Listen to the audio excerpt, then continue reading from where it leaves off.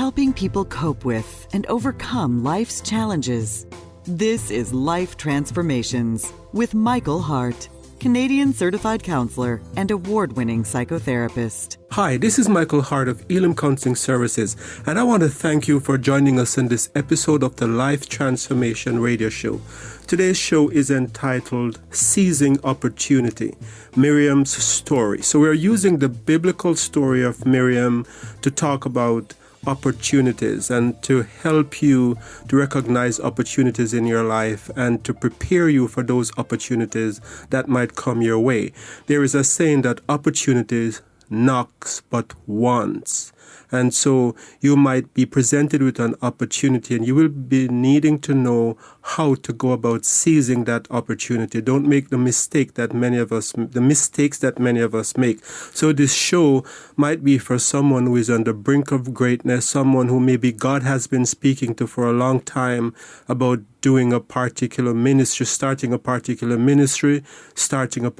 venture, and you want to be able to recognize opportunities. So stay tuned. This show is going to be very interesting. We're going to be looking at this story of Miriam in Exodus chapter 15 in maybe a different way than you have heard it before. But this is going to be a very inspirational talk for many of you, especially a woman out there who might be thinking of things that you could do, ministries that you could start, but just can't seem to get around to it. But before we go into the rest of today's show, let me welcome all the listeners who have joined us on this episode of the Life Transformation Radio Show. Welcome back, all you faithful listeners who listen to us faithfully every week.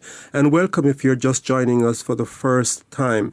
If you are joining us for the first time, then let me introduce you to my co-host, Melissa Wagat, who is faithfully here in studio with me every week, and this week is no exception. Melissa is here and she'll be asking the hard questions, and we will be discussing this issue in a way that will be very helpful and informative. Welcome, Melissa. Thanks so much, Michael. It's always great to join you in studio. And as I've said many times in the past, the listeners will know some of my favorite shows are when we get to explore these important topics from a biblical perspective. And we pick apart these Bible stories that we've probably all grown up with. We probably all know from Sunday school and from reading in our own devotions, but maybe we haven't looked at it in the way we're going to break it apart today. So I'm really excited to see what we can learn from the story of Miriam and how hopefully we can seize those opportunities. Because as you say, sometimes they come along, and if we don't take advantage of them when they do, we can miss out on greatness. Absolutely. But before we get into today's show, let me give out the contact information just to let you know we are not just a radio show. Elam is a professional counseling organization that provides professional counseling from a Christian perspective. We have trained psychotherapists on staff who is trained to help you in a variety of ways, whether it be marital counseling, group counseling, individual counseling, whatever it is, we can help you. So to get a hold of us, you can call us at 613-699-1677. Maybe you need help. Maybe you just need to discuss something you have heard on one of our shows, and maybe you just need more information, or maybe you need to ask us a few questions. Give us a call. Again, the number is 613-699-1677. You can also listen to past podcasts of this show by going to our website at elamcounselingministry.com. Elam is spelled E-L-I-M, counseling with 2 L's, ministry.com. There are also lots of other information, articles, videos, and lots of other interesting information on our website. So again, it's elamcounselingministry.com. And while you're visiting the website, we also want to encourage you to check out the link about our upcoming emotional healing retreat, which will be on June 9th to the 11th. We've spoken about it quite a bit in the past, but we want to remind listeners, if this is something that in talking about it over the past few weeks, it's piqued your interest, please give us a call and sign up. We're over halfway full. Even though it's a few months away, this is something that last time filled up very, very quickly. So if this is something you felt called and led to join us on for this healing retreat on June 9th to 11th at Providence Point in Lanark, please go to the website, check out the link, and sign up because space is filling up quickly. Again, our website is elamcounselingministry.com, Elam spelled E-L-I-M, counseling with 2 L's, ministry.com, or you can always give us a call at 613-699-1677.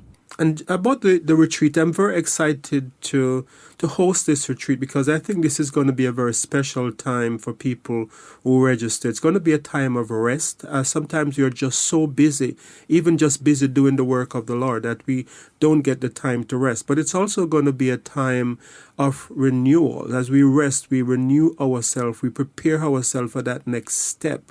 As we talk about opportunities, sometimes it's when we are rested that we're able to recognize those opportunities. It's a time of rest, it's a time of renewal, or it's a time of restoration. It's a time of restoring what the devil, the enemy, has stolen from us. Many of us have gone through hardship in our childhood. Many of us have gone through adversities in adult life, adversities such as we have lost loved ones. We have relationships that have been broken, and there are things that we might have lost along the way. And this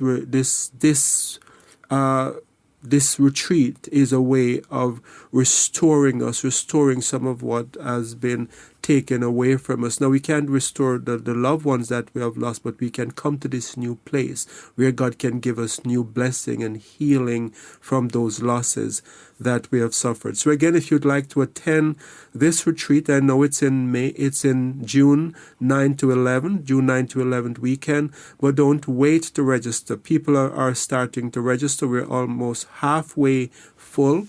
So if you would like to attend this retreat, then give us a call at 613-699-1677, 613-699-1677, or go to our website at elimcounselingministry.com and you can register online. All the forms are there for you to fill out. So, Michael, we've already said we're going to be talking about seizing opportunity and looking at the story of Miriam.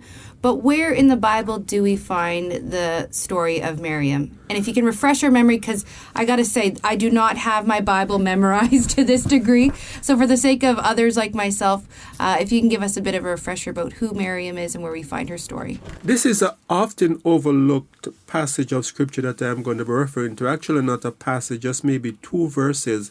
And it's in Exodus chapter 15. And I'm going to be reading 2 verses from Exodus chapter 15, the first verse and the 20th verse. And I'm going to be showing what's happening in these 2 verses, that they're so different. They resemble each other, but they're very different in essence. One shows a big ceremony with a lot of pomps and pride and a big celebration, and another shows something that's taken place almost in obscurity, in a less important way. But that's the second one in itself is an opportunity. So let me start by reading the first. The first incident that I'm referring to here is taking place after the Israelites have been set free by the miraculous intervention of God, and they're now freed from slavery in Egypt. They have crossed the Red Sea, and there is this big national celebration that's taken place. I just want you to picture this. Moses gathers the nation of Israel, and he has addressed them, and they're now broken out in song. So chapter 15 verse 1 says, "Then Moses and the Israelites sang this song to the Lord. I will sing to the Lord, for he is highly exalted." And so there is this big celebration. Moses and the Israelites are singing this song. And let us remember that in those days, when it talks about Moses and the Israelites, is this celebration that is happening where the people, mostly the important men of the nation and the not yet nation, but men who are very instrumental in leadership would be involved with Moses. But then we have in verse 20 that a woman, Miriam, who is Moses' sister, and she's also the sister of Aaron, Moses' older brother. This verse 20 tells us, "Then Miriam the prophetess, Aaron's sister, took a tambourine in her hand, and all the women followed her with tambourines and dancing.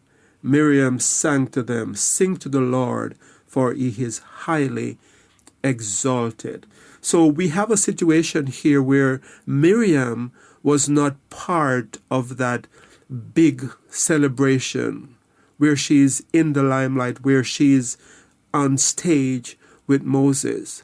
But she feels in her heart this impulse to praise and to worship God for the deliverance that God has wrought among the people of Israel. And she started this grassroots movement by taking up her tambourine in her hand and going out in the street.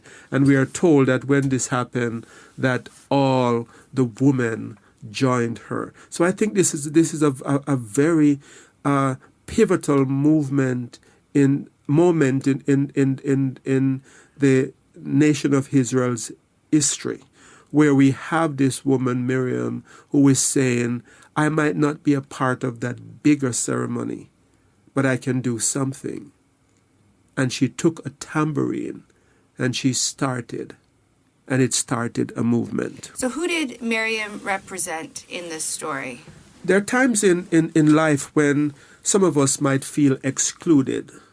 So Miriam, first of all, represents those of us who might feel excluded. Miriam represents those of us who might not have an official office or can act in an official capacity. So you might not be the preacher that preaches from the pulpit on a Sunday morning, but it doesn't mean that God can't put a word on your heart to share with people that is in your circle of influence. So Miriam represents those people who they have something to share, they have something that they can do, but they don't have that official title. She was not the leader of Israel, but when you look at the words that she used and the words that Moses used, you notice that they're identical.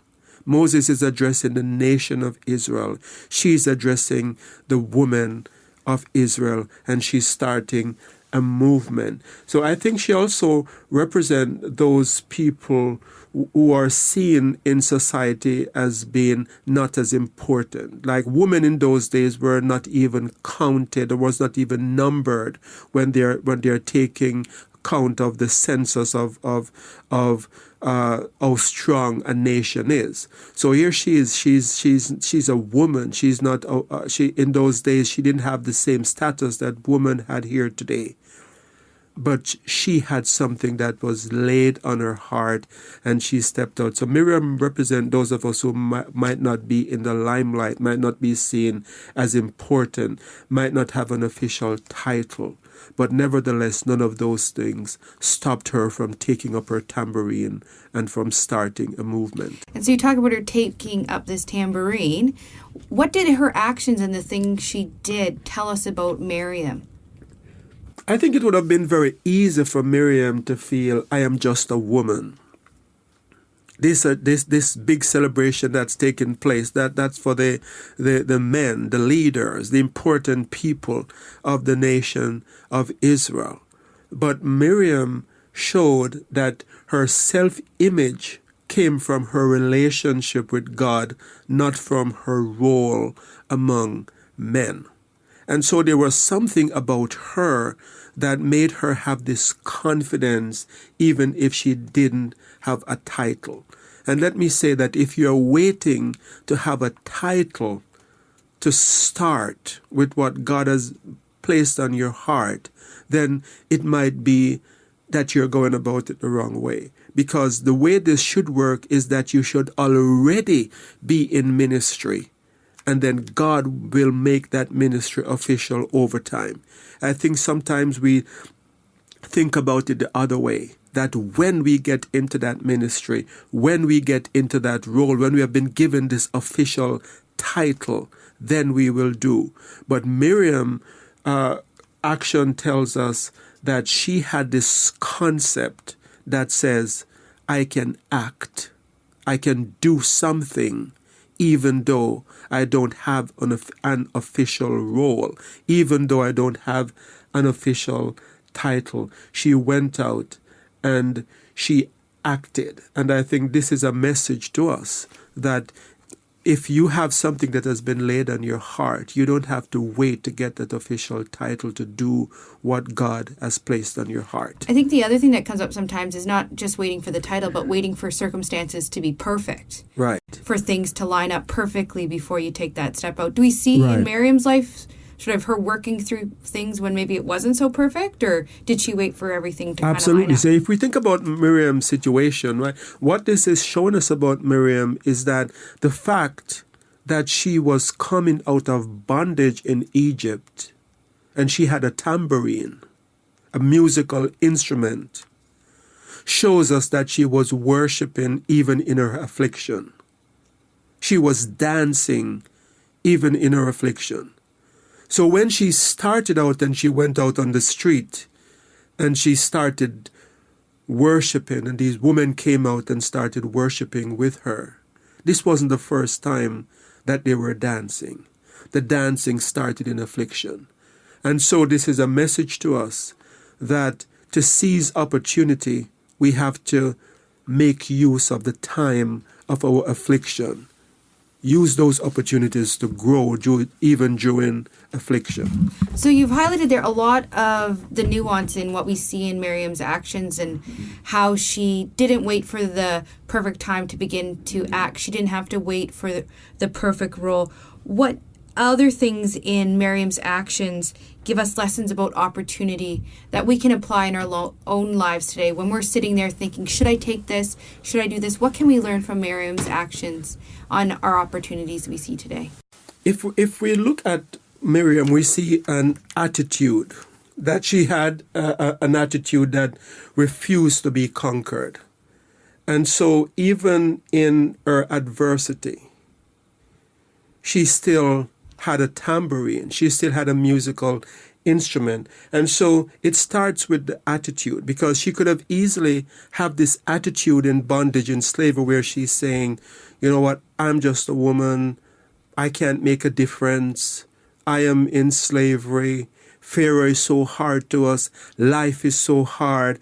And the complaint could go on and on and on. But when Miriam stepped out on the street in that moment with the tambourine, it showed that her attitude was such that she wasn't defeated. She had a positive attitude where even with the affliction, even with the years of slavery, and let us be mindful of the fact that Miriam had trauma in her family of origin. She had a little brother who was placed in a basket and who was left on a river for the current of the river to take him away, not knowing what was going to happen to him because of fear for his life. And so she had this pain in her past that she could have been psychologically damaged by this pain. She could have had abandonment issues as a result of that pain. But we see that she rose above it and she had this positive attitude. So we see here that opportunity is also born out of adversity. There wouldn't have been this singing, there wouldn't have been this rejoicing if there hadn't been the bondage before. So I might be speaking to someone today who is going through a hard time. Maybe you're going through your Egypt. Your Egypt might be a divorce that you have just gone through. Your Egypt might be some bad report that you have gotten about your health. Your Egypt might be that there have been tragedy that have struck your family. Your Egypt might be abuse that you have suffered in your childhood. But whatever it is, let us be mindful of the fact that out of that adversity can come singing and rejoicing, because it was out of Egypt that Miriam came with her tambourine and offered this song of praise unto God. But let me also say this, that opportunity is often disguised as adversity. Opportunity is often disguised as adversity. Miriam could have sit back and say, you know what, I have this song to sing, but Moses didn't call me up. I have this tambourine and I have this song on my heart, but no one recognized me. I'm his sister and I'm not called to the platform to stand before the nation and to sing. She could have said that. But instead, she used that as an opportunity and said, you know what? I might not be in the limelight, but I can go on the street with my tambourine. And as Miriam stepped out on the street with her tambourine, we are told that the woman joined her. And all the women of Israel came out with their tambourines. And I can just imagine this joyous moment as they're marching through the streets.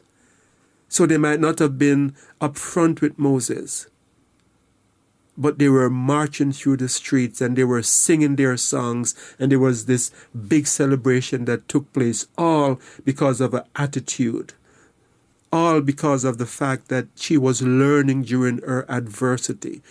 Even in Egypt, she was learning to play that tambourine. She was learning to dance and sing. And what she learned in her adversity became an opportunity later on for her, where she started a movement among the people of Israel, so that thereafter music became a part of that nation, where whenever they would go to war, they would have singers with musical instrument that would be part of that. Singers with musical instrument would be part of their worship, because Miriam had it in her heart to take up a tambourine. If you've just joined us, you're listening to the Life Transformation Radio Show, and today we're talking about seizing opportunities, and we're looking at the story of Miriam from Exodus 15. If you missed the first part of this show, we encourage you to visit our website to listen to the first half of this podcast and our past podcasts as well. Our website is www.elimcounselingministry.com. Elim is spelled E-L-I-M, counseling with 2 L's, ministry.com. While you're there, we encourage you to also check out our numerous resources, as well as our information about our upcoming retreat on June 9th to 11th at Providence Point in Lanark County. If you prefer, you can also give us a call at 613-699-1677. So, Michael, we were talking a lot about Miriam having the courage to seize these opportunities. What often limits people from seizing the opportunities in their life? I think when it comes to limits that we place on ourselves because of how we think. So I think what prevents us from seizing those opportunities, what goes on in our mind. And I think the kind of thoughts that we have, it's not the situation themselves that limits us, but it's how we think about those situations. So Miriam could have thought to herself, I am just a woman. Miriam could have thought to herself, I can't do anything. But instead she said, you know what, I can sing, I can dance. I might not be a great orator, as a great speaker like my brother that is going to address the nation, but there is something that I do. There is something that I have. And so when you have that kind of mindset, you're able to see opportunities when none might seem to exist. So one of the first things that I would say to help those of us who might be missing out on opportunities or maybe not utilizing our talent is to start changing those mindsets. Start seeing ways in which you might be thinking negative. Start seeing ways in which you might be placing limitations on yourself, and start asking God to show you opportunities in the midst of your adversities, because they're there.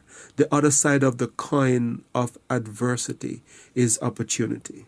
And as you said earlier, it was really from Miriam's relationship with God that really gave her the courage to do it. It wasn't her role in society that drove her forward. It was that relationship and knowing who she was. And in it Christ. was in her hardship, in slavery in Egypt, that she learned to dance and sing.